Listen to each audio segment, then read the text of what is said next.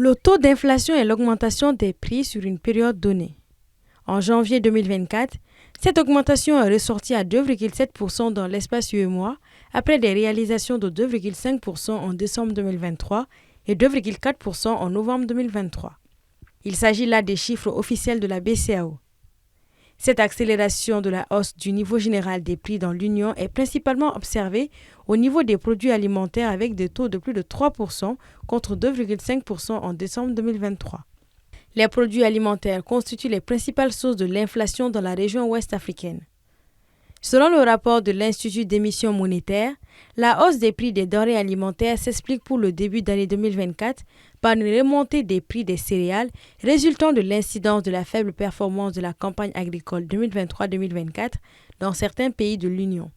L'analyse par pays révèle que le Bénin, avec moins de 1,2% et le Mali 0,5%, sont les meilleurs élèves avec les plus faibles taux d'inflation enregistrés sur la période, tandis que le Niger 6,9% et le Burkina Faso 4,3% ont les taux les plus élevés.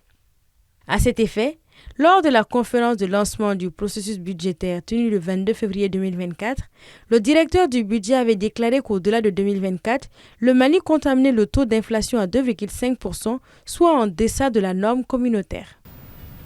En termes d'orientation de la politique budgétaire, il s'agira de poursuivre avec les efforts en termes de bonne gestion des finances publiques.